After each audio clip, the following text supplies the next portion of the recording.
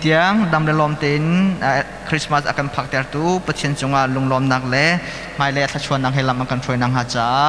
mas halna Emmanuel te family kan papa Emmanuel kum thum thlin lunglom nak le mai le anun lam ap papa tha asizong jak nang ha cha mas halna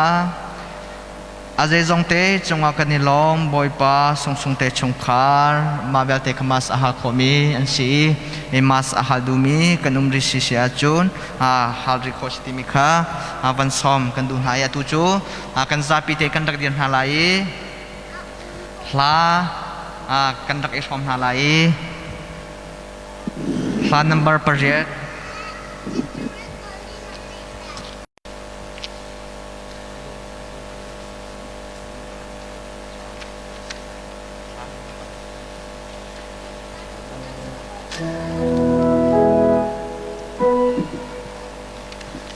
kan zapi te kan dian halai mo azumi vel te timi hla number project kha kan rak isom halai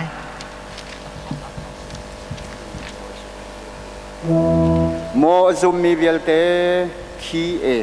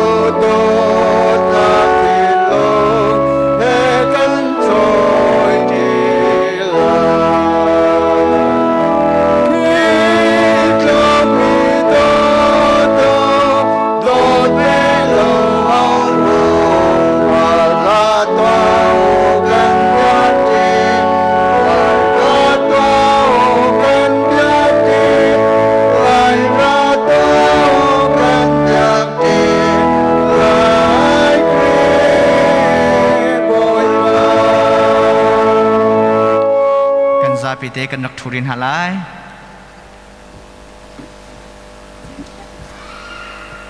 atuju kan father pakha arak phani lau cha khan anhui kan chan kha kan rangman chunglai hi hikahen pakhat hasak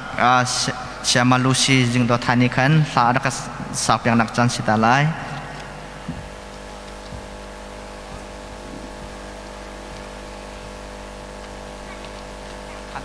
하늘아 판상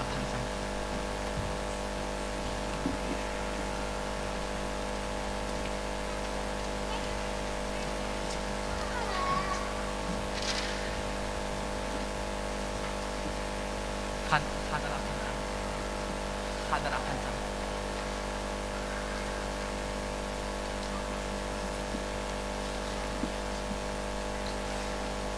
lunarhakan sa kalam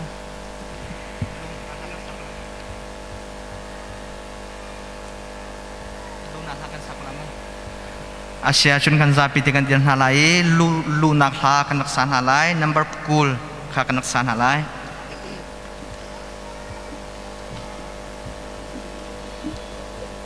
ha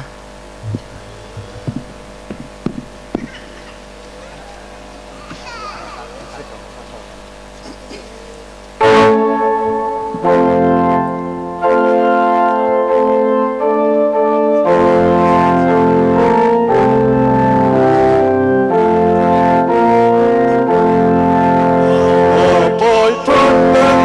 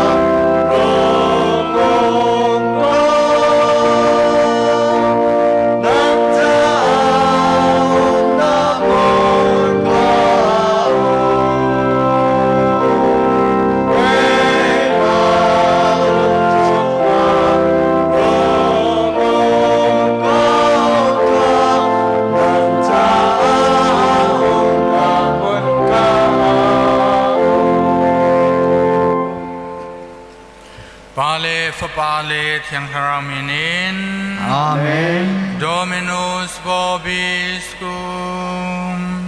Et cum spiritu tuo. Tuni Christmas ni chana misarai thoina kantua. Christmas timichu boy sui birthday ni asi. Churanga Christ timile mass timi. Pani akom tiklonga Christmas timi kha chang churanga. Christmas niya misarai thoina kan nei lo asile. Chumichu Christmas kan ti thailo. Jang ronga misa boy sui a birthday ni tuami misa asironga Christmas kanti churonga tuni misa rai thoinak sunga kan nga jami theswapo pathan boy pain hena lungoi thu kan sin phain mailam nun chanjia za sunga pathan boy pani inkil khoi na deng khal se atula sammi bomna jangfa nak aphun phun misa rai thoinak sunga kan zaten kan dil chau pe ulenau na thiang mi bia thu to ka timchia kan sinanga kan suang na kha rotin phong nau si zai zong tua kho Chian sina le nang ma sina ulenau na ke ma chu karwana kamur ka katwa sanang le to katwal na kan kaswal to kung ran tia kaswal na ka Kapuan. ke ma pal na kan ke ma pal na kan Kay mangan bikpal na kin kaswal chang. chu cha chwa na ma na chiang mary van min ha le mi chiang ga te na le ulenau na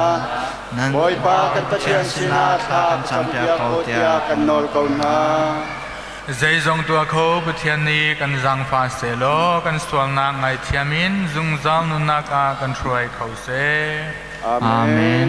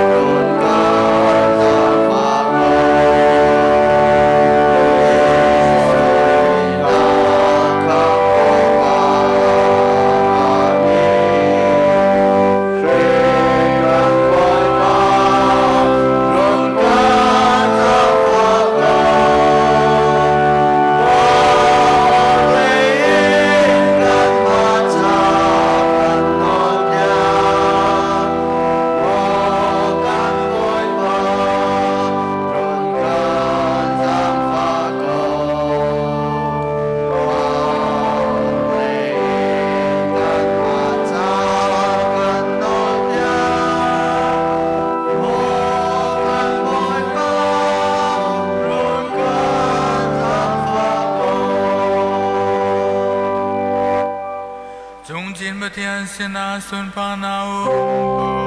se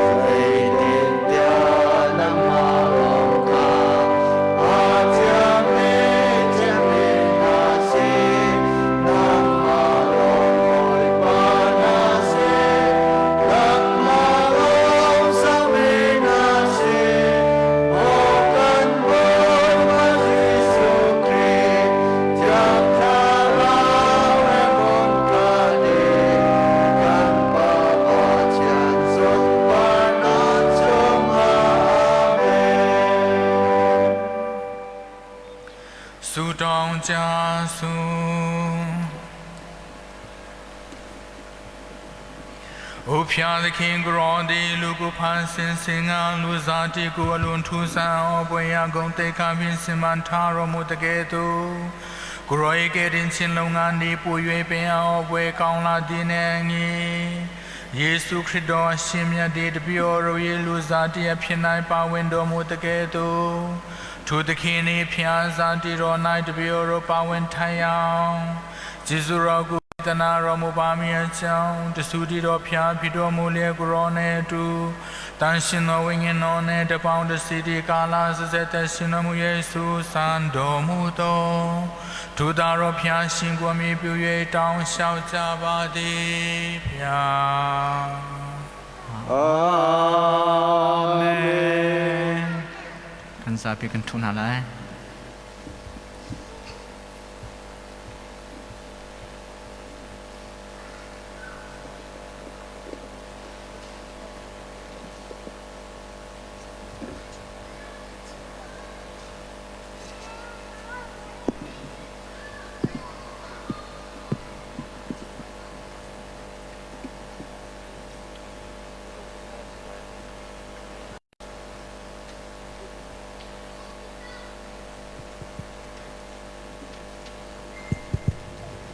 với khát na Bible kan reng hami Isaiah angan soma le panhi amhe pasari in parhatiang dainak thong tha ipurin tang chung in rami lamkal tu ke chu zaituk inda ado dainak kong kha ama ni chun arun thani zai on chu athoi napathian chu siang parhang asi ati khwa aveng tu kha an awi lunglomin hun khata la an sa zai oni boipa akir than kha an mit chim in an hu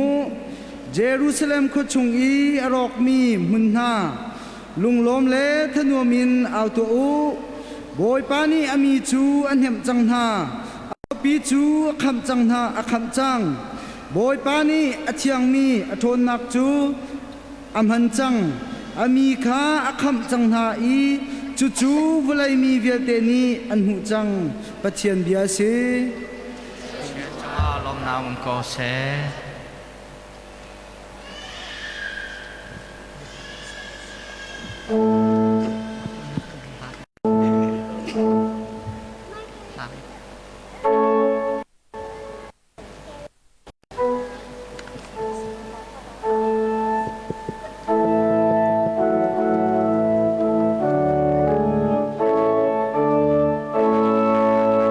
Ôi bà đi chân am na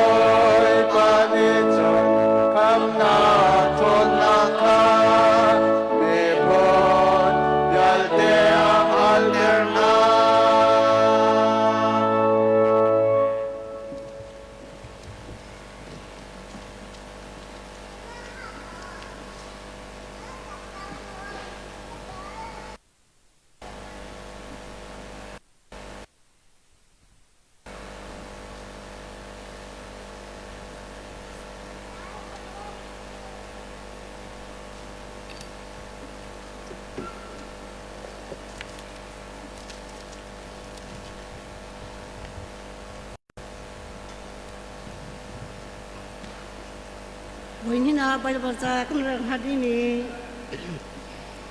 เฮบรูเงินประคัดอเมริประคัดอินปรุกเตียมท่านอาจารย์ประเทศนี้กันกุปานหาเส้นอีเบียชิมติกา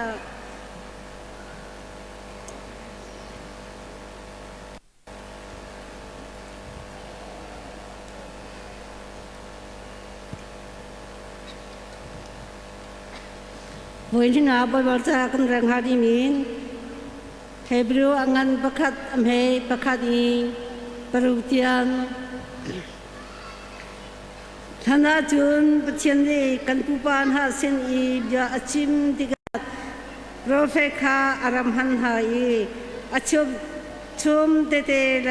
พุนเตเตอินอาชิมนี้จุนรักษีสิมันเซโลอตุจูกันชันมนุมบิกอาศัยมีชันอาหินจุนกันสินดาอฟปาอินอดียจูอาชิมอามาทองจุนปัจเจนี้วันแรกวันเล็กเยอะเตคาอาศัยหายอามาจูปัจเจนี้อดงนายเจจงเยอะเตอุตุดีอินอาชิมมีจูสิอามาจูปัจเจนสมปนักเออาเจวีปัจเจนให้อาโลตตักมีคาสิจนวันแรกวันเล็กขาทนนักไงมีอาญาอินอดมใจนามีจูอันสนาคาอาเชียนดินหาอินวายเคนยังงันดีปัจเจียนอเรกามาทู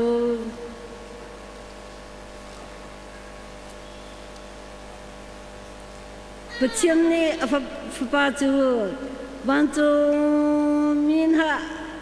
อเปกมินหางานีงันเดียวมีมินอเปกบันตูอินบันจูมีงันเดียว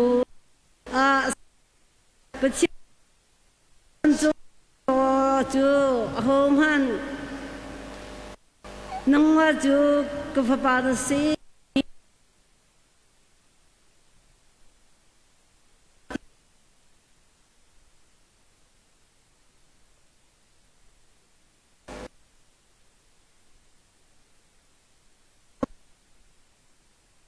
ที่จงอธิบายคนหาเราปัจเจียนนี้ตระจูวเลจงอีอัฐาติกาปัจเจียนวันจงมีเยอะอามาจูอันยาออกอาศีอดีฮิปัจเจียนยาสี เชียนจงอาลมนางองค์เส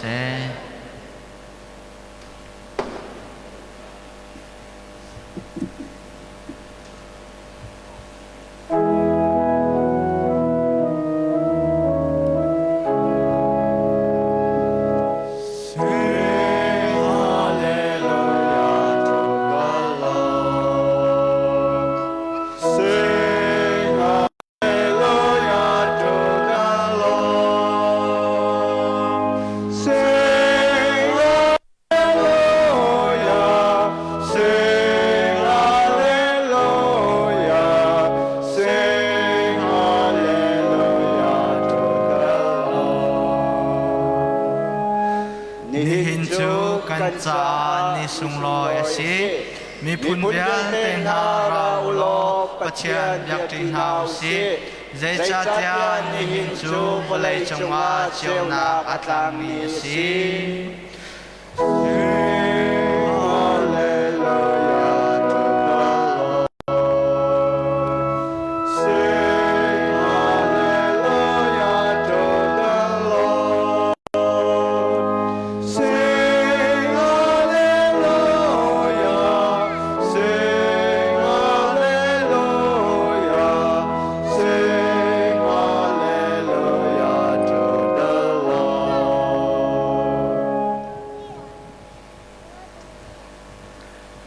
Dominus vobiscum. Et ex cum Spiritu Tuo. Lectio Sancti Evangelii secum Dum Lucam.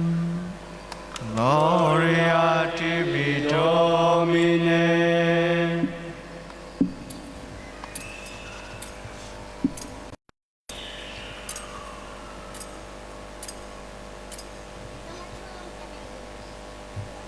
Kanji nit ange sengama nasetai.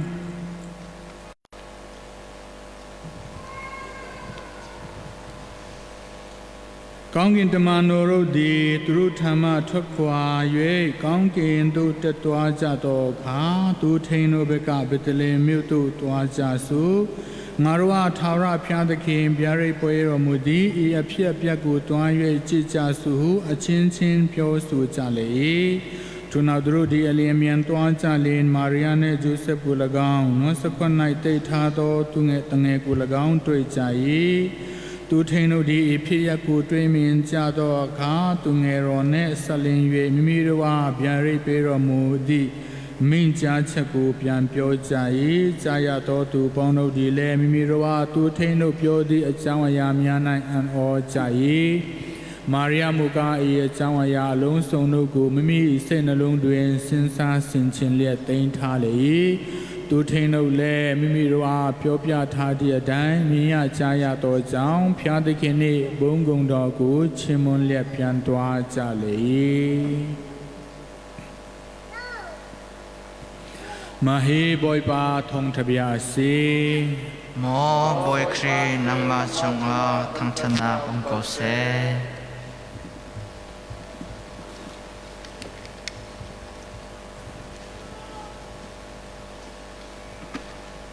Christian kan ma Christian bor thanga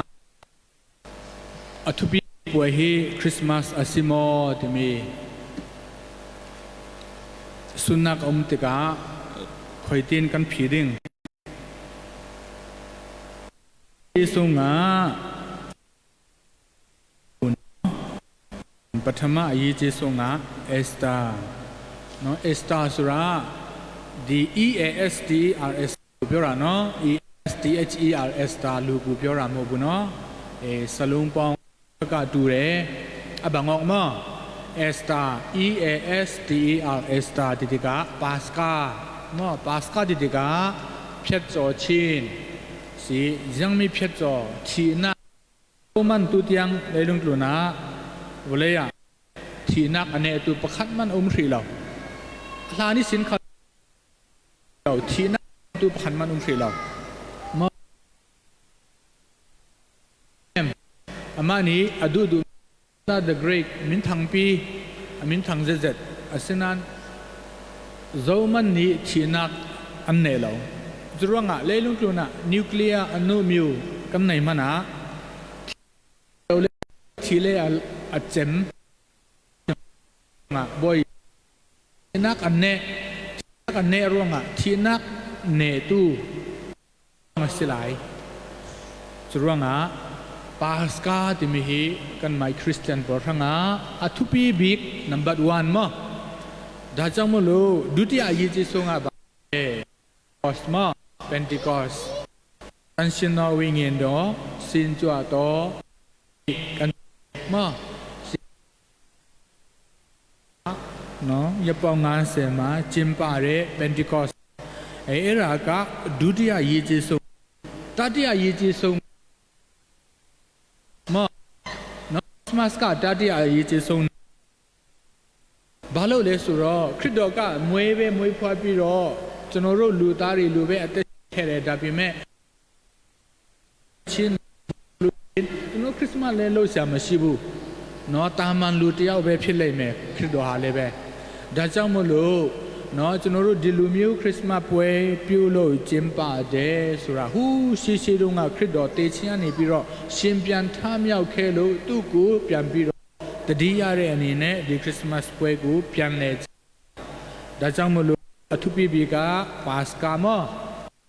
အက်စတာကန်တာပွဲရှင်ပြန်ထမြောက်တော်ပွဲတေချင်းကနေရှင်ပြန်ထမြောက်တဲ့ဒုတိယရေးကျေးဇူးက Pentecost တန်ရှင်တော်ဝိညာဉ်တော်တပိတော်ခြင်းများအပေါ်မှာဆင်းသက်တော် นี่ดัตยายีจีทรงป่วยกับคริสต์มาสป่วยรอดับยังแม่จนรู้คริสต์มาสป่วยรอเจ้าอันนี้ไงจีแม่สุลุชียินเนาะดิเซมบันนั่นเองง่ายนี่มาคริสต์ดอตะเกมวยพัวตลานี้อสวาทาอดีอาเจียอัฐิตุจอมันอนุมลาวยังร้องอัติเลตุไลกันมันมีคัลเลนดาจูลิโอคัลเลนดานี้อัปเดตมีสิดานิป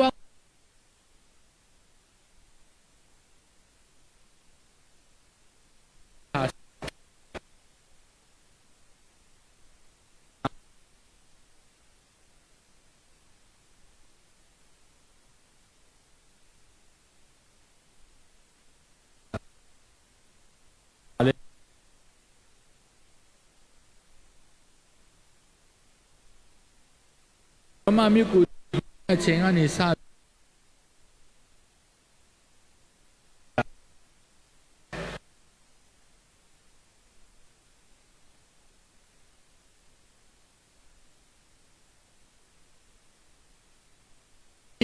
tu kan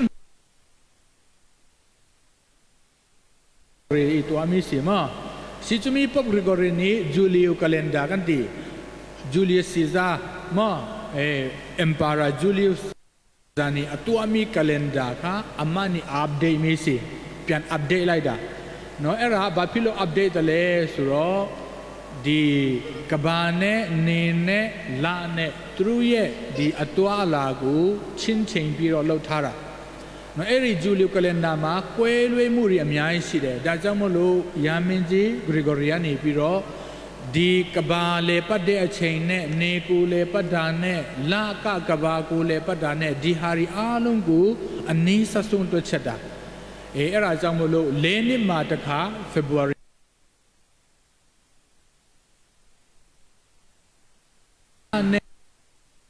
နဲ့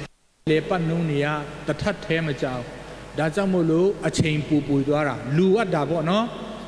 စီအငိုင်းငိုင်းရနိခတ်တာလား24 hour မရှိဘူးနော်ကန်ထိုင်ခြင်းက generally 24 hour but အငိုင်းငိုင်းရ23 hour 56 minute ของลองสิมา minute สมงานเลยปรุของลองสิจะมีกุมขดา minute ปลีกันกุมจิกะกุมลีสุงอันนิขัดจังมอนิขัดจังจีรังอ่ะกุมลีอาเวคัด29 February ที่ข้าอมมีสิมาสิที่ดูสันนักดูกล่าวสิมดูมีอ่ะบอยยิสุคริสต์25 December ส่งง่ายๆมอโซนี่มันกันไทยเราแต่ไม่เป็นอย่างสินิดละอดีตเจ้าโซนี่มันไทยเราสินั้นกันมากันไทยมีอ่ะบอยยิสุจูตะเกมวยเพลสุราโรจนรู้อดีตชาติเดสินั้นเดย์อดีตเจ้านายอดีตเจ้าโซนี่มันไทยเรามอสิไบเบิลกันเจ้าติกาตูเทนียตูรีกูจีสุนีเรอเชงชันในอเชงนอกจากเอริกาลามาตะคองเสียงเก้านีเรอเชงที่มีปนเจ้าติกาเปลี่ยนปีรอตัวชัดดาดัชโมโลจูกเลนากูเปลี่ยนจีเรนอกจากโยมากเลนากูเปลี่ยนจีเรจีมูรีกูเปลี่ยนจีปีรอน่าสูงบาเบพีดิสมานะเซงาสุปีรอโลดาตะเกระคริสเตียนอเมริกาดิสมานะเซงามาจิมอาทิตย์นอมา February มาเบจิมปาคริสต์มาสป่วยอาชีพตั้งอาทิตย์นอมาเนาะ The Eastern Orthodox โรบาโรเนาะดิสมานะเซงามาจิมปาบุအခုကျွန်တော်တို့จิมปาပြီးမဲ့ February မှာခရစ်စမတ်ပွဲจิมปาရဲနော်ခရစ်စတန်တွေလည်းရှိတယ်နော်ခရစ်စတန်တွေလည်းရှိတယ်ဒါကြောင့်မလို့ပြောချင်တာကဘာလဲဆိုတော့အဲ့ဒီဒီဇင်ဘာမှာ 22nd December ကရက်အတူတဲ့ရက်ဒီမြောက်ကဘာချမ်းမှာရှိတဲ့သူတွေအတွက်နော်ကဘာဟာအလုံးနဲ့နော်တချို့ကကဘာပြရတယ်ဆိုတော့ထုတ်နော်ဒီတချို့ဒါမဲ့ဒါကတော့ထားကဘာလုံးနဲ့နော်ကဘာလုံးနဲ့ equator ရှိတယ် equator ဆိုတာကဘာရဲ့အလယ်မှာဒီနေရတွားတယ်ဆိုတော့မလေးရှားဆိုတာဒီမြန်မာပူပြီးတော့ equator နဲ့နီးတယ်ဒါကြောင့်မို့လို့နေပူပြီးတော့ပူတယ်ဒါမဲ့ပင်လယ်နဲ့နီးတဲ့အတွက်ရာသီဥတုတော့မြတ်တာတယ်နော်အဲ့လိုမျိုးဖြစ်ပြန်တယ်ဆိုတော့ဒီကဘာရဲ့3ပုံ2ပုံလောက်ကမြောက်ကဘာမှာမြောက်ကဘာရတယ် နော် northern part နော် northern part မှာတယ်ဒါကြောင့်မလို့နော်နေဟာတဖြည်းဖြည်းနဲ့အောက်ဘက်ကိုရောက်ခါမှာ 22nd December ကနေ့တာအတူဆုံးဖြစ်တယ်တဲ့နော်ဒါတော့ဒီပထဝီအနေအထားကိုပြောအများစုကဘာပေါ်မှာအများစုနေရာအများစုမှာအေးချမ်းတယ်နော်အေးတယ်နှင်းနေကြတယ်အမေရိကပဲဖြစ်ကနေဒါနောက်ပြီးယူရိုဒါပေမဲ့ဩစတြေးလျမှာရတယ်ဒီချိန်မှာနှင်းမကြဘူးစမ်းကျင်ဘက်ဘာဖြစ်လို့လဲမြောက်ဘက်မှာစောင်းရသည်ဆိုရင်တောင်ဘက်မှာနော်အဲ့ဒါကြောင့်မလို့မတူဘူးနော်မလို့ဒီ 25th December မှာဆိုတာအဲ့ဒီဂျူးကလင်နာကိုလည်းကြည့်တယ်ယောမကလင်နာကိုလည်းကြည့်တယ်ပြီးတော့ကလင်နာမှာအေဂန်လို့ခေါ်တဲ့ခရစ်တော်ကိုမသိသေးတဲ့အချိန်ခရိယာမာတာကိုမကူးကွယ်သေးတဲ့အချိန်မှာသူတို့ကနေကိုဖျားတပါအနေနဲ့ကူးကွယ်တာဖြစ်တယ်ဒါဆိုနေဟာတပြည့်ပြည့်နဲ့နော် 22nd 21st 22nd မှာနေဟာတပြည့်ပြည့်နဲ့သူတို့အတွဲပူပြီးတော့ဝေးသွားတဲ့ခါမှာနေလုံးသူတို့ရဲ့ဖျားပျောက်ကွယ်သွားပြီဆိုပြီးတော့အယမ်းဆွေးနေဒါပေမဲ့ 24th 25th မှာတပြည့်ပြည့်နဲ့နေဟာပူပြီးတော့နေတာပူပြီးတော့ရှည်လာတယ်ဒါကြောင့်မလို့ကျွန်တော်တို့ကူးကွယ်တဲ့ဖျားပြန်ပြီးတော့ရှင်ပြန်လာပြီဆိုပြီးတော့ 25th မှာခုံပဲနော်နေနဲ့ပတ်သက်တဲ့အကြီးကြီးကျင်းပတယ်လို့ဆိုတယ်ဒါပေမဲ့သူတို့အားလုံးတဖြည်းဖြည်းနဲ့နော်ကွန်စတန်တင်းဘုရင်ခရစ်ယာန်ဖြစ်လာတဲ့အခါမှာနော်အားလုံးယောမနိုင်ငံမှာရှိတဲ့သူတွေအားလုံးအများစုပေါ့နော်အားလုံးဆိုတာထက်နော်သူတို့ခရစ်ယာန်ဖြစ်လာတဲ့အခါမှာအဲ့ဒီနတ်ကူးကွယ်ခြင်းကိုထားခဲ့ပြီးတော့ခရစ်တော်ကိုကူးကွယ်လာတဲ့အခါမှာခရစ်တော်မွေးတဲ့ရက်ကိုအဲ့ဒီနော်နေကူးကွယ်တဲ့ရက်မှာသူတို့အစားထိုးလိုက်တယ်နော်အစားထိုးလိုက်တယ်ဒါကြောင့်မို့လို့ဒီအမတမနော်လှပပလေးနဲ့ရွှေ့လိုက်တာပေါ့နော်သူတို့ဒါကြောင့်မို့လို့ဒီဟာကျမ်းစာထဲမှာကျွန်တော်တို့ရဲ့လောကရဲ့အလင်းဖြစ်တယ်ဆိုတာနော်သူလောကရဲ့အလင်းဖြစ်တယ်ဆိုတာလေဒီpagan နော်ရှီဦးဒီဘာသာသူတွေရဲ့အပြုအမူဒါမှမဟုတ်လို့ရှိရင်ခရိယန်ဘာသာကိုမကူးကွယ်ခင်မှာကသူ့အတွက်ရှိပြီးနမိတ်လက္ခဏာကရှိပြီးသားဖြစ်တယ်နော်ဒါကြောင့်မလို့ 25th December မှာကျွန်တော်တို့အနေနဲ့ဘာပဲဖြစ်ဖြစ်နော်ဒီခရစ်စမတ်ပွဲတော်ကိုကျင်းပရတာဖြစ်တယ်ရမင်းကျန်နေပြီးတော့ Pope Julius အနေပြီးတော့နော် AD 353မှာတကဘာလုံးအတိုင်းအတာအနေနဲ့ခရစ်စမတ်ပွဲတော်ကိုဒီဇင်ဘာ25မှာကျင်းပကြလို့နော်ကျန်တဲ့ရက်တွေမှာမကျင်းပနဲ့တော့ဆိုပြီးတော့တတ်မှတ်လိုက်တဲ့ခရိယန်မောက်တဲ့သူတော့ဘယ်သူမှကျွန်တော်တို့အနေနဲ့ငင်းရှိဘူးငင်းလို့လည်းမ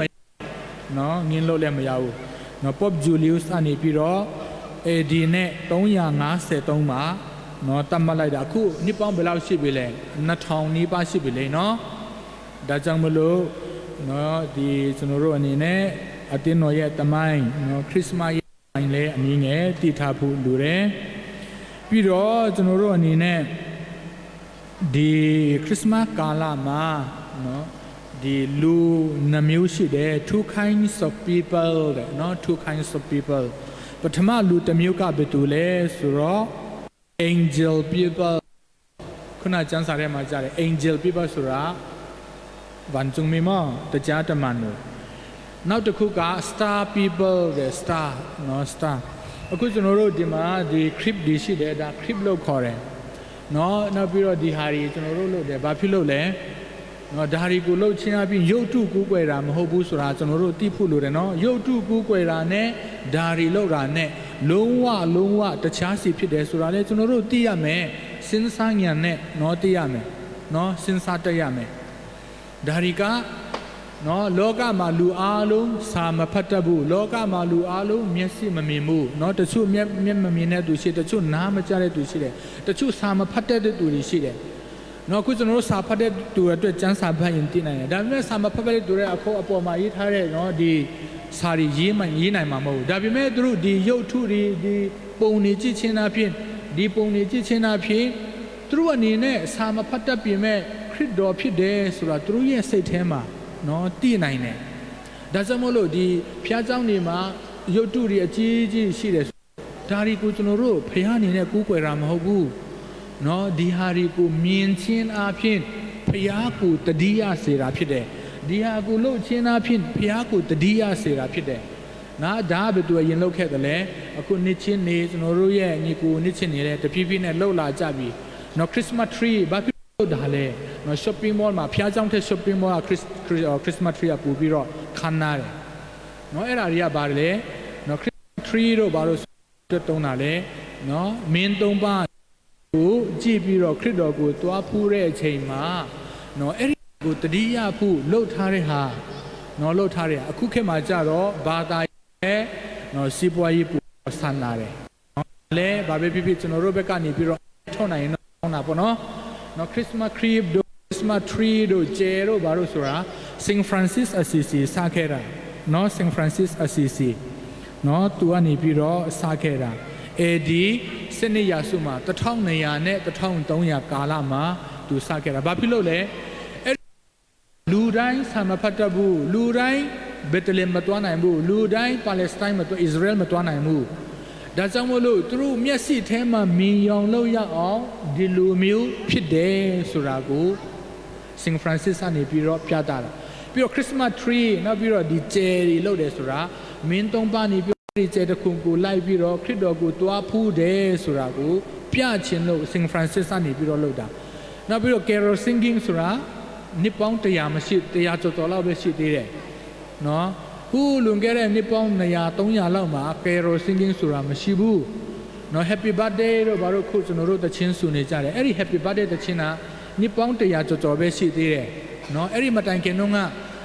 happy birthday ဆိုတာမရှိဘူးနော် happy birthday တို့ဘာလို့မရှိဘူးနှုတ်ဆက်တာတို့ happy birthday to you တို့ဘာလို့မရှိခဲ့ဘူးတပြေးပြေးနဲ့ပြောင်းလဲပြီးတော့တူတက်လာတာဒါကြောင့်မလို့ဒီနေ့ခရစ်စမတ်နေ့မှာလူ2ယောက်ရှိတယ်တဲ့နော်အတူယူရမယ့်လူ2ယောက်ပေါ့နော်လူ2မျိုးပေါ့2ယောက်ထက် angel people were those angel လူပိုရီယာဘယ်သူတွေလဲဆိုတော့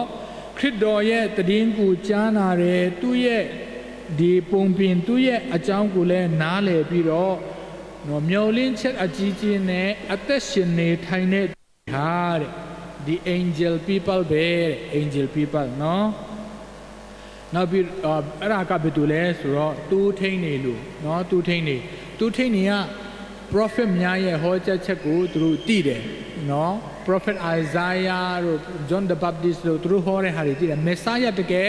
တနေ့ကျရင်လာမယ်ဆိုတာသိတယ်အဲ့ဒါကြောင့်မလို့သူတို့အနေနဲ့မျောလင်းချက်ကြီးစွာနဲ့ဘယ်နေ့ဘယ်နေရာမှာ Messiah မွေးဖွားလာမလဲဆိုတာကိုသူတို့စောင့်နေကြတယ်ဒါကြောင့်မလို့ကျွန်တော်တို့အနေနဲ့angel people ဖြစ်ဖို့ရည်ကြီးတယ်ဖြစ်တော့ကျွန်တော်အရှင်မှာကျွန်တော်တို့ရဲ့နှလုံးသားထဲမှာဘယ်နည်းဘယ်ချိန်ကြရင်ကြွလာမလဲဆိုတာကိုကျွန်တော်တို့အနေနဲ့နော်စောင့်မျှော်နေဖို့ရည်ကြီးတယ်နောက်ဒုတိယအနေနဲ့တကယ်ခရစ်တော်ကြွလာတဲ့အချိန်မှာသူတို့အနေနဲ့မအောဘူးဘာဖြစ်လို့လဲသူတို့က prophet များရဲ့ဟောထားချက်ကိုတည်ထားပြီးသားကြားနာပြီးသားဖြစ်တဲ့အတွက်သူတို့အတွက် surprise မဖြစ်ဘူးနော်မတိတဲ့အရာမဟုတ်ဘူးမထင်မှတ်တဲ့အရာမဟုတ်ဘူးသူတို့လုံးဝယုံကြည်တဲ့အရာသူတို့ expect နော်မျှော်လင့်နေတဲ့အရာတကယ်ဖြစ်လာတဲ့အခါမှာသူတို့တကယ်ဝန်တာတယ်ဒါ angel people ကျွန်တော်တို့လည်းသူတို့လိုဖြစ်ဖို့အရေးကြီးတယ်ဒုတိယ people star people နော်ကျဲနဲ့တူတဲ့လူတွေအဲ့ဒီကဘယ်သူတွေလဲဆိုတော့ wise man နော်ခရီးသွားနေတဲ့သူတွေနော်ဒီ star ကိုကြည့်ပြီးတော့ပညာရှိ3ပါးကခရစ်တော်မွေးတဲ့နေရာကိုမရောက်အောင်သူတို့တွားတယ်ဒါကြောင့်မလို့နော်ကျဲကဘာလဲဆိုတော့လမ်းပြတို့ကိုခရစ်တော်စီအရောက်ပို့မယ်နော်ကျွန်တော်တို့အတွက် symbol သင်္ကေတလမ်းပြဥဆောင်တဲ့သူဖြစ်တယ်ဆိုတာကျွန်တော်တို့သိရမယ်နေရာမှာ wise man မင်း3ပါးနော်ပညာရှိမင်း3ပါးကိုကျွန်တော်တို့အနေနဲ့တွေ့ရမယ်သူတို့အနေနဲ့တစုံတစ်ခုကြီးကျယ်တဲ့လူပုဂ္ဂိုလ်တူနော်ကဘာပေါ်မှာမွေးဖွားလာတယ်ဆိုတာကျဲတခုကိုကြည့်ချင်တာဖြင့်သူတို့သိတယ်ဒါကြောင့်မလို့သူတို့ကမရရအောင်တွားပြီးတော့လိုက်ရှာပြီးတော့ဖူးမြော်ကြတယ်ကျွန်တော်တို့ရဲ့ဘဝမှာနော် star people ရဲ့ angel people ရဲ့ဒီနှစ်ခုကိုပေါင်းပြီးတော့အသက်ရှင်နေထိုင်နိုင်ဖို့ရန်အတွက်အရေးကြီးတယ်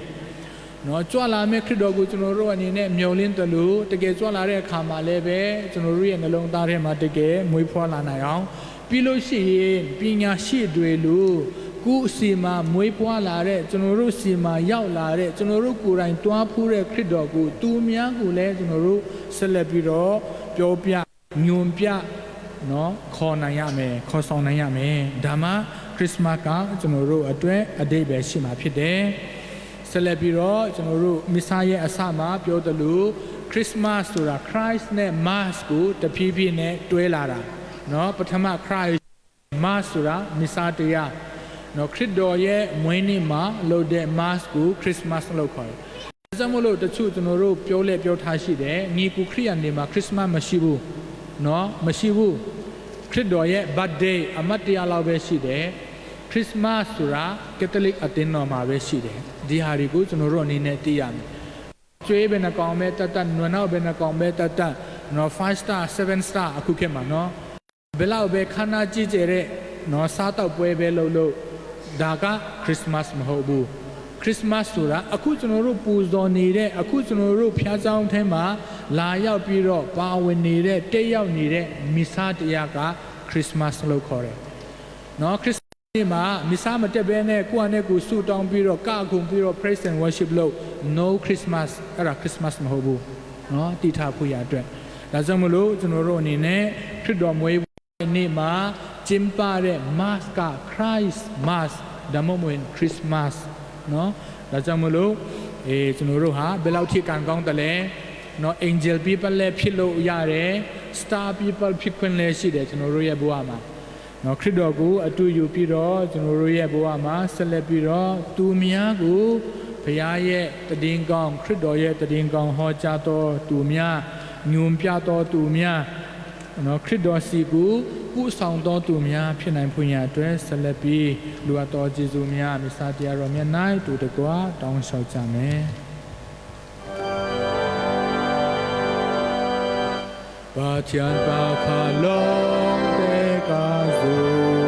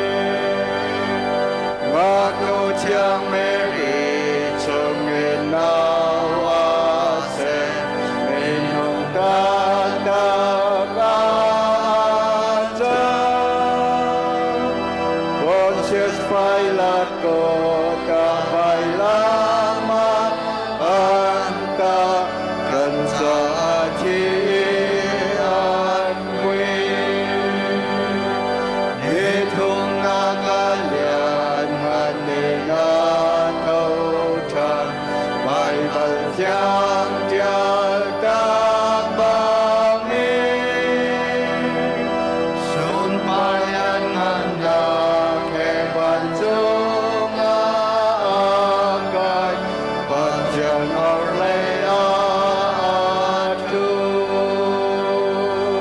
kênh Ghiền Mì Gõ Để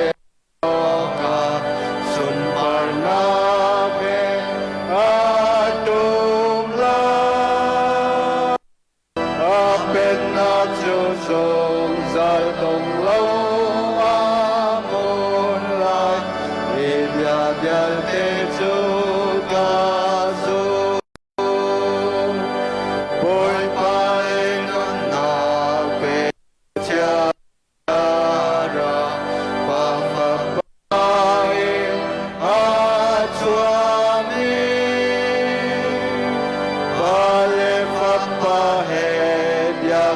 thăng trai asi prophet na imya asi bakat le ajang kali mubi lam kal tuhen abimi xuân mai chiam nạc lệ cùng cầu chan na ca dung a dung za nut na cam na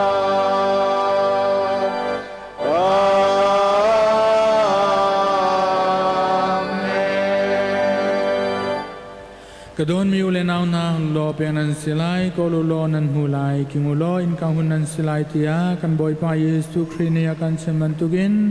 คาทอลิกบูบิจาเลเฮร์มีเวียลเตคาเยซูคริมินินกันปาปเทียนสินาฮังนาวิสี กันโลบูบิคาทะชวนเปลลังหาจาบอยปาเซนคาจาโอเซ bôi ba cần tha dập nà rôn cần này biang cầu กันพบฟรานซิสคานกิลเวงอินเจ้าเคนนางหาจาบอยปาสิกาจาโอซี bôi ba cần tha dập nà rôn cần này biang cầu เสียงบอยนาพระราชิสตานาเลสยานานินดูบานจุลโคนางหาจาบอยปาสินคาจาโอซี bôi ba cần tha dập nà rôn cần này biang cầu มีนาวตามที่จงอาปเชียนเรียนจวนดูนางลงทินเปียงนางหาจาบอยปาสินคาจาโอซี bôi ba cần tha dập nà rôn cần này biang cầu วะเลยจงกากิบาเรมนักเลยได้นักองโคนางหาจาบอยปาสินคาจาโอซี bôi ba cần tha dập nà rôn cần này biang cầu atu nyak naga atel mi kan ni vel te kha zum na ro chan nang le don nang na kan pegi hika christmas ni thangai kan ar phan khol mi la phan kholo mi kan di la vel te nang mani tha chwa nang elam na kan phoi chin na ha cha boy pa sin kha cha o si bôi ba cần tha dập nà rôn cần này biang cầu กันตุคาลสิมีกันบิสอบจูเลียนคานเจ้าแค่นี้นมีพุนคาลำดิงินากันช่วยโคนางหาจาบอยปาสินคาจาโอซี bôi ba cần tha dập nà rôn cần này biang cầu กันทาจังเลกันโดนาสิมีโมบอยปาปเทียนเยซูคริมินินอดอนมีนฟาเลนากันฮังนาคีรุนกันสุดยาโก Amen.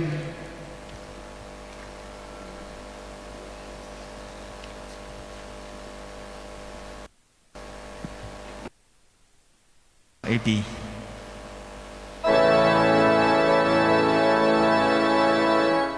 Con đi cho bê chân mi thôi ngang lật sông châu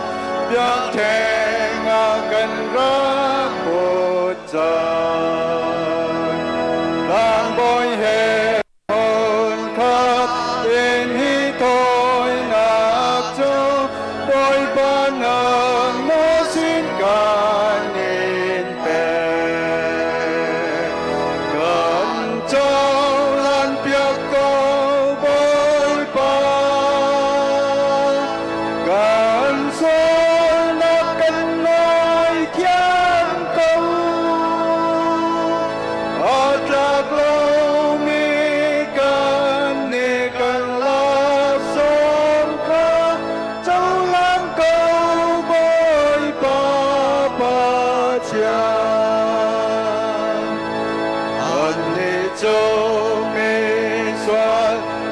lâu mi cần si về ngày na cần ý lạc lâu ra cha tin na sen cần rất nam nạc cho na tốt nạc về thang in a si cần trao lan việc câu với ba cần soi nạc cần ngôi tiếng câu ở lạc lâu mi cần ni cần lạc son có trong lan câu với ba cha vô cần ba thiên hê rai thôi na thông hi mi thi lệ mi nông yal te an her mi choa bel mi na viang te la fa le ko ben giang pha toa cần châu han piak go với ba cần soi na cần ngôi thiên cơ ở lạc lâu mi cần ni cần lạc son có trong lan câu với ba cha cần đi cha bек chân mi thôi na lạc sông choyak thế mà cần ráng phút ra đang bồi em hồn cát em đi thôi nạc cho bồi ba nạc mà xin cả nên bè dẫu lan câu bồi ba cần soi nạc cần ngôi thiên cơ ở lạc lâu mi cần ni cần lạc son có trong lan câu với ba cha Con để cho mê xoan lạc lâu mi cần si về ngày na cần ý lạc lâu ra cha tin na xin cần rất mang nạc cho na tốt nạc về thang in a si cần trao lan piak câu với ba cần soi na cần ngôi thiên cơ lạc lâu mi cần ni cần lạc son trong lan câu với ba พาจำกู Amin thang thanak le sumparnak cha le kanma le achiang mi bupi dilak thanak cha boy pani nakudin pek chan mi rai thoinak hi rakchang pha am ko se โอพยานตะคีนียนีป่วยรอมยนายตบิโอโรตินสัจจาโตจิสุโรชิมุยายโดดีกุโรชินเนตบิโอโรกุอปิยวาจีเอเซเยตบิโอโรปุสุงลินโตวปิวกุกวยชินพิเศษรมุบามีอาจังตบิโอโรตะคิงคริโดพยาชิงกมิมปิวเยตองเช้าจาบาดีพยา Amen. Dominus vobiscum Et cum spiritu tuo sursum corda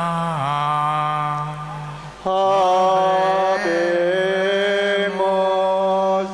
ad Domino. gratia sagamus Domino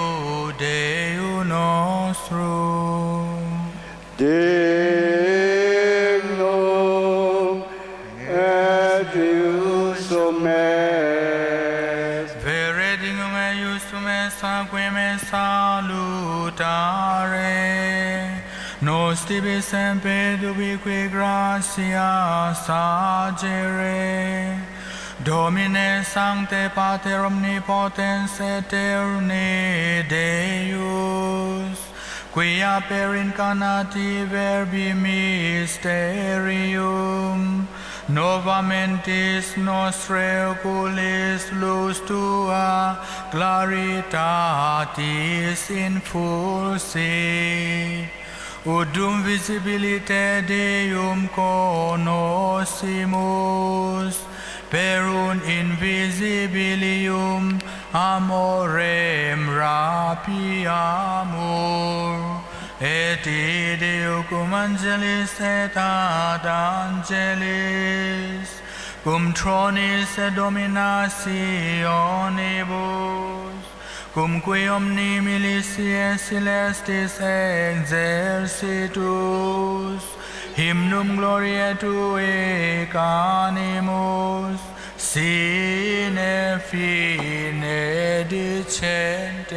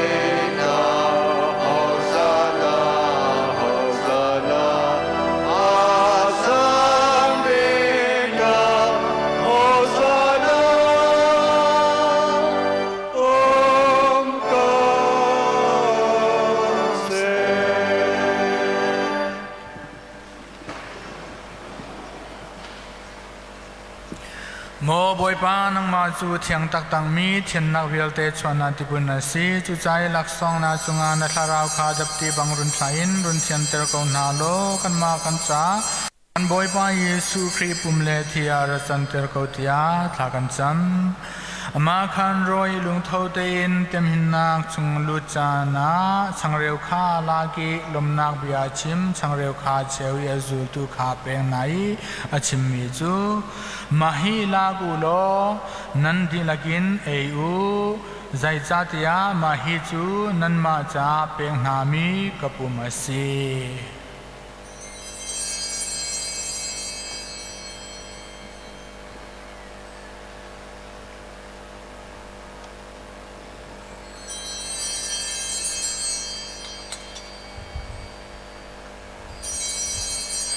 Chuban tukin zanria nei di tika rai kha la ki lomnak bia chim than rai kha azul tu kha peng na ye chim mi chu mahi la gu lo nan di lakin mahi dingu zai cha tia mahi chu ka thi rai si swal nang na ngai thiam nak cha nan ma le mi tam pi cha thlen na mi athar le mun jung zal mi bia kam nak thi asi mahi ke ma ro no nak in to u.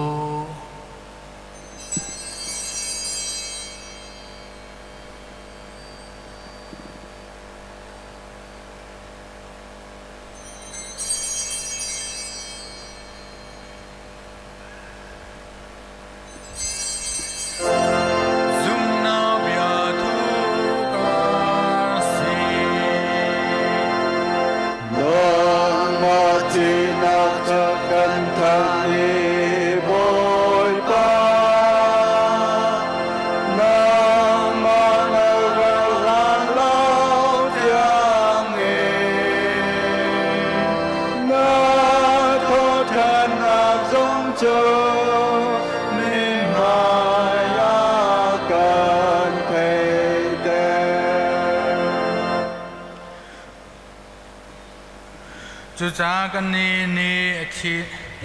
นาเลทอทันนาพิโลนากันตัวบังอินบอยป้านังไมสินอาหินุนนาช่างเร็วเลคำนาคราคากันนิเปกชันกันมาคานไมการิอุโมกาเลนเรียนตัวนกาตลังมีนกันเรลจานสุงากันนิลมไงเตครีปุ่มเลทีกันลมนาอินกันมาคาเจียงทาราวินปุ่มขดากันปุ่มโกติยาตัวโดเตอินนสินาทลากันจำบอยป้าบเลสุงกันกิปาเทกซัมมีนบูปีฮีรพิลหินลาโลกันปอฟรานซิสและกันบิชอปจูเลียนเลตังบอยเวียเตเฮดอนนาคลินนากะรถไฟเก่าตัวทอทันนารัวชันินเฮียสังมีกันอุเลนาวนาเลในสังฟานาจุงอาทีสังมีวิลเตนาคารพิลหินนาลาโลนไมเจวนักจุงอาระลุตเตอร์เก่านากันมาวิลเตจงกันจังฟ้าเกาตียาทากันจำทัชวามีงังนุทิยังเมรีปเทียนูทัชวามีอาวาโจเซฟทัชวามีลำกัลตูนาเลชันชนะนังมาลุงตงมีมิเทียงวิลเตนาเฮมุนขัดินจุงจำนุนนาเราเจ้าติตูกันสีนังฮาเลนังมาคากันในทางทัดีสุนปานากันในเปกคอมนาลายรุนกันบวมเกานฟปาเยซูคริสต์ทองอินPer ipsum et cum ipsu et in ipsu est tibi Deo Patri omnipotenti in unitate Spiritus Sancti omnis honor et gloria per omnia saecula saeculorum. Amen. Precepti salutaribus moni die divina institutione formati audemus dicere.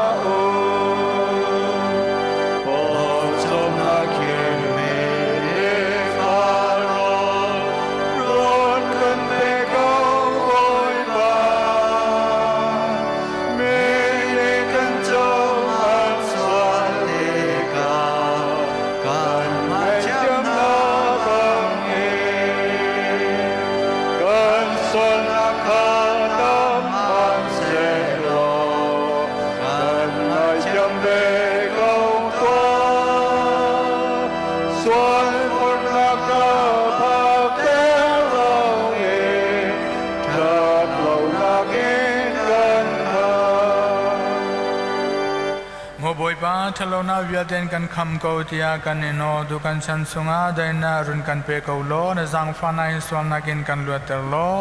ลุงเรเทนาปุ่มพุนขันกันอุเพงเกาตัวกันนิจุกันคำตุยสุครีรันนาคาสุมีรัชนากินกันนาโกใจติดยาเป็นนาโมเลนาสนปนักเลียนนันนา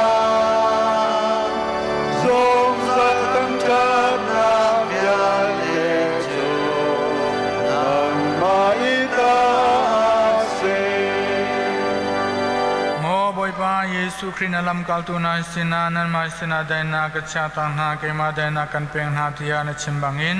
กันสวงนาคาเจ้าลาโลนบุปีซุมนาคาเจวินเป็นนายได้นางเลลุงขานารุงกันเปโกอาซุงจัลอนุงอีกันอุตุบอยปาอาเมน Pax Domini semper vobiscum et cum spiritu tuo Ol fide vobis pace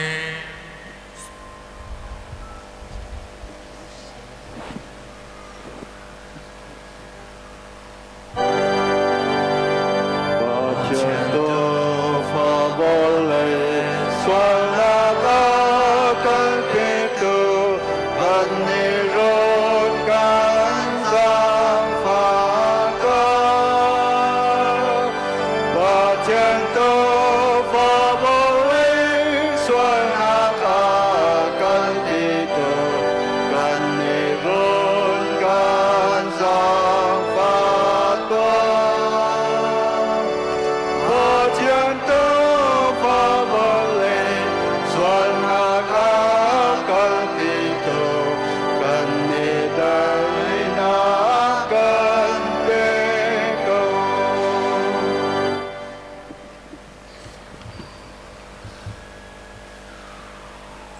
Patian tufa hi zamanu volei swangna kalpitu hi zamanu tufa zandria komin hazu taswamian si. Boy pa nin chunga nalunang ha kathak lo simhan se lo bia kakhat long chim lo katharau chu adam chang lai.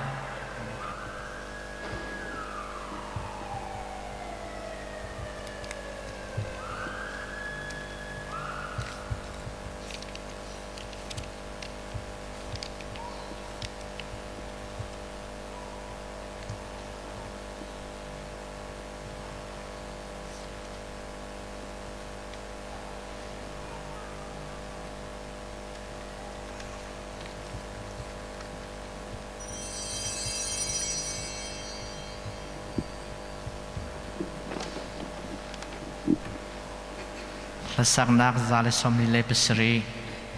bibi.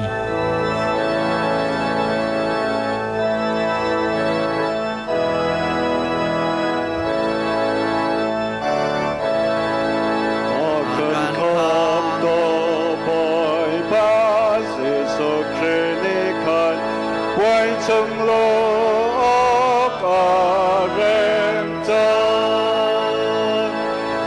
boy chung la eide Nagol vyal teka Boy ba tile sa boy chung la boy chung la gần ni cha tin cha boy chung la sông ra lô na mô có na mô boy chung la lô chang ta ô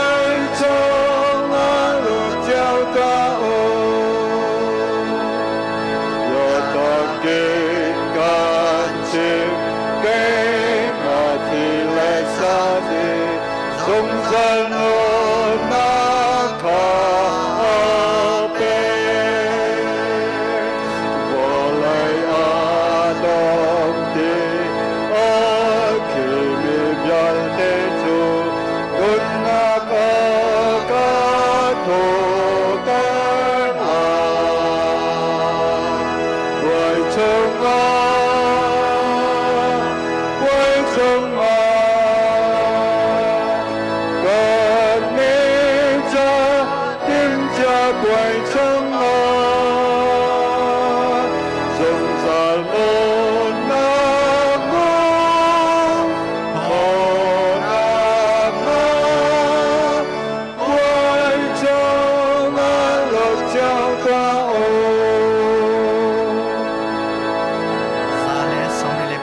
sarin halai si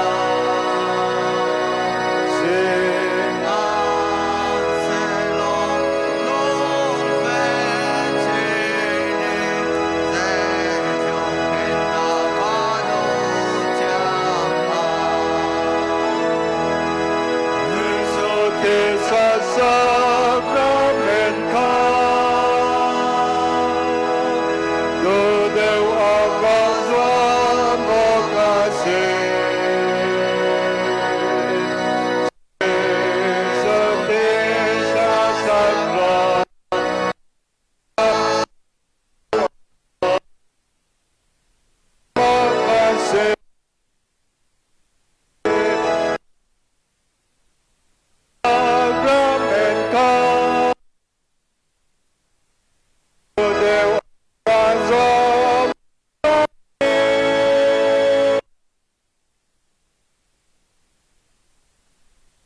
Amen.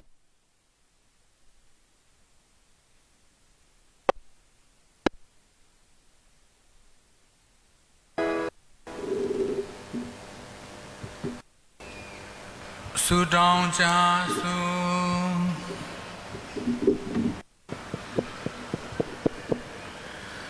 Midaro Shim Pian the King Yani Pwamindo Mudi Lokai Ketin Shindi the Bioroa Pia the Kini Tatamia Piguya Yupiro Muto the Kimpido Muneni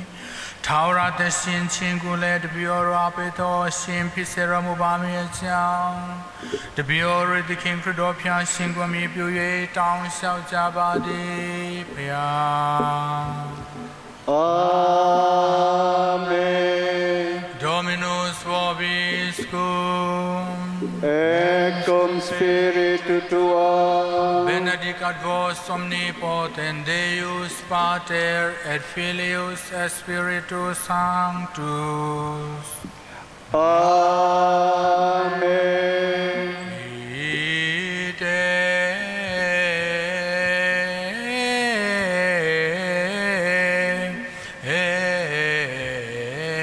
Missa est.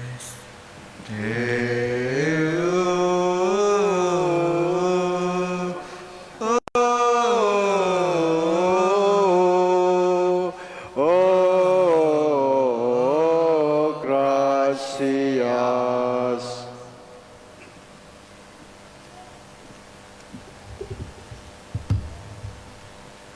Lasak nak leriat.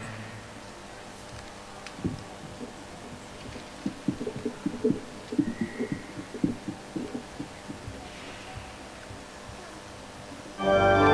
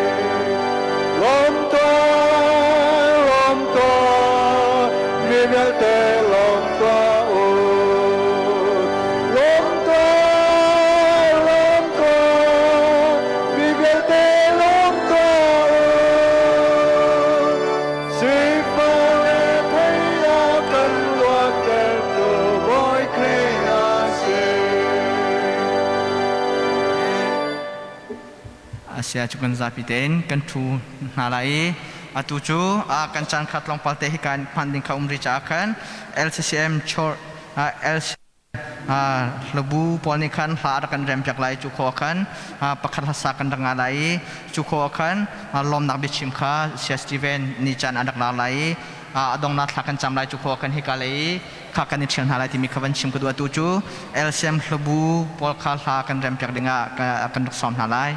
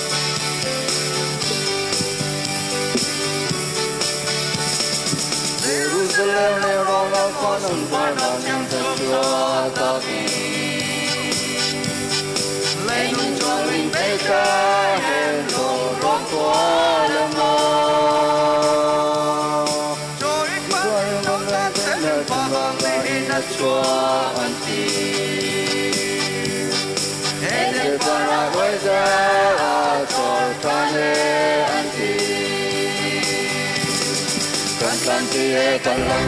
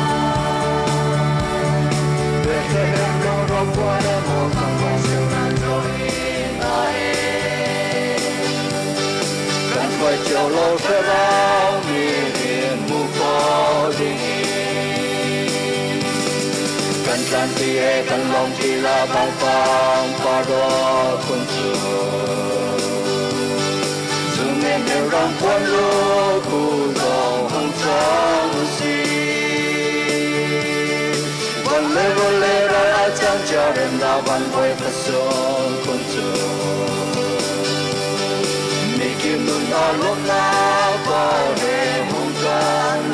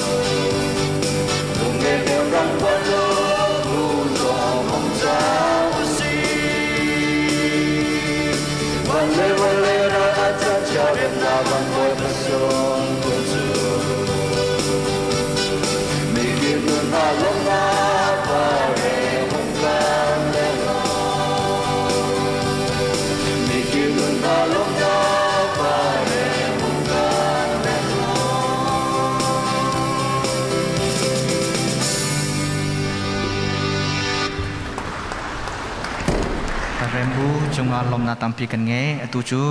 pakat lasakin kan rom na jan silai cuko kan kema bandir tilauin lom nak biak kan repeci tilai je kom sidang makan chan kha so jang makan lung sau ten hikale kha aumri cha kan lung sau ten tin lau ten nihin ni khaju adi tiang kha kan nak lai kha ban som kan na tuju pakat lasakan som na jan sitalai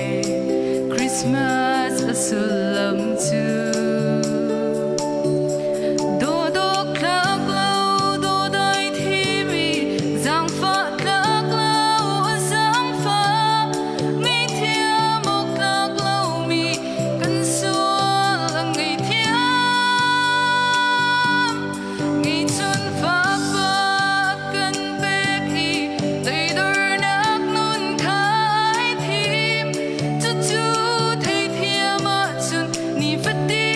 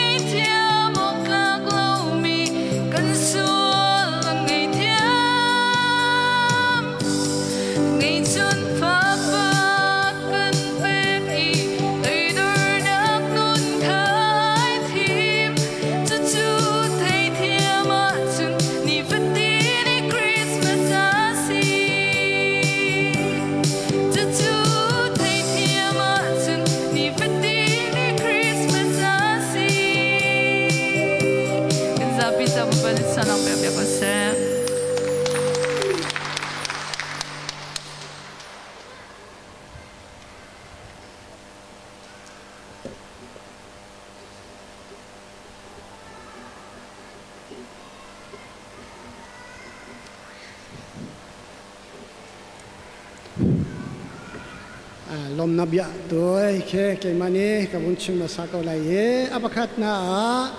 นี่เห็นคริสต์มาสนี่ส่งโดยกันโคเลกันรำสิลาวนาฮิกามาเลเซียกัวลาลัมปุร์ฮิกากาติดเรเบียอิมพีส่งโดยไงเต็นตัวขดนาจันอากันเซอร์เปียตูกันเบียกมีปะเทียนส่งลมนักกันเยยมินเทียงกันจันชัดจุบันตุเตนนี่เห็นฮิกามุนีคริสต์มาสนี่ส่งโดยไงเต็นกันตัวเขามีเฮฮิกาเยมาสอากันตัวเปียตูกันฟาดาโรเบิร์ตนี่ตัวอากันเรเปียมีเสียฮิกาเปริสพริสกันฟาดาปาเลฮิกากันเสียงบุยปาตัวเรเปียนาทองเตนฮิกาเฮนี่เห็นอตุบันตุเตนส่งโดยไงเองกันตัวเขามีสิติกาอตุบันตุเตนกันมาไลค์เทเลคอมมูนิตี้กันใจเยตัวอากันเรเปียตูกันฟาดาโรบอทจงลงลมมาตั้มปีกันยัยที่มีอย่างขาชิมเชกันดูเจมฮิกาจันกันหานะจูฮิกาจูอดีจันเยอตุกันซาปีเตนมาฮอลอาคารกันลุชันไดเยมากาอาคารชัสักนาเลเยกันตีลาเอดินติมตัวน่ากันเยเปียมีตะเตอย่างขาจันมันดิ่งกันเยริติกากันซาปีเตนอาหาวมาเคียร์เราเลอาหาวมาบาลาวเตนฮอลอาคันกันจับปีเตงกันลุเตนหาลายคิดเขียนกันจับปีจันกันมันดินหูอิงเขียนกันชิมีบาสเจลอิงกันจินเจลหาลายที่มีอย่างขาซ้อมชานกันดูหาเจมลมนับยาเชมเปเอ็นจ้าชันกันดูมินหาจูกันมาไลคิตลิคอมมูนิตี้ฮิตมายาลายสงการบิซีบูดูอาคารเอาเมกันเสียนี่หิง่ายเห็นเบียเอ็นอภันมียอนตัมปีนันจันบันตุเตงอภันริเรามีตะเตยองค่ะนันริเชวไลติมีซุมนากันเย่จุติกามาไลคิตเลคอมมูนิตี้กันเดียร์นาเฮนี่เฮเฮกุมเลลีอักลินจังไลติกามากาเฮเบียกนาเลอินซิเซกันมาไลชิคากันสินาอินซิเซปุ่มขัดอินกันเดียร์ตาเยนาเยอิโยเข็นนัดชุงยองอาคามกันมาเตอินอิโยเขาดินแลฮิกาสักราเมนอาเฮรมีตะเตยองขากันมาบุปิซุมนาเตอินตัมพลิงเตอินมุขนังหาจาตีอินมากาเฮงกันเยอรมียสีจุสิจาเบียกนาติมีเฮอาสสกเองรัวเราเองมีพูนเฟลโลชิพกิจอาชางไงนาเตอินเบียกนาอสิเราเยไม่พูนเฟลโลชิพเลยเบียกนาเฮแค่ดันเทียมเตอินกันเบียกมีกันปะเทียนเฮเทียนซิมเตเลกันนิติมเมซุงจัลนุนรำที่ปันทรามาเตอินปะเทียนเฮกันเบียกเขานางหาจาเจตลิกันสินาคิโม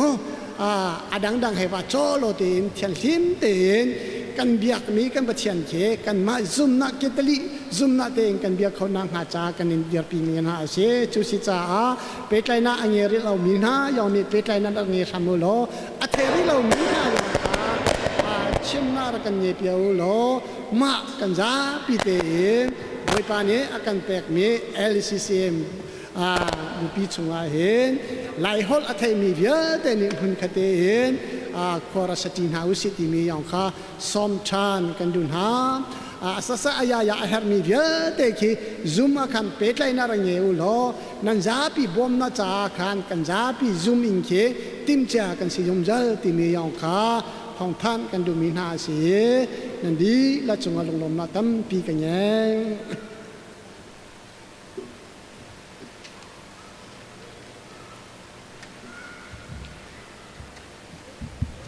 เสียจนกัน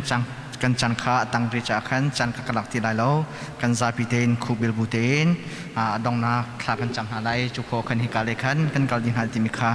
วันซ้อมกันดูหาไว้ลำตาจงกันนิจาทินาอินตูมอกันดอบิตูจิสุลงเทียนเทียงกันนิบุคากันจังฟาตัวมีนุงเวลเตจงในขัดขดาวันจงรำเปลาวินกุมภาคนักไล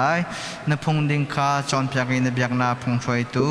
อาเชียงมีเชียงบอยพระดาสิสตราเลเชียนาคากันนิจงอรุณจิมนาอาเมนมอเชียงมีจิสุลงทินมอเชียงมีจิสุลงทินมอเชียงมีจิสุลงทินมอทาวันจงมีเกมาเจ้าเข็นตัวปัจเจเนเชมี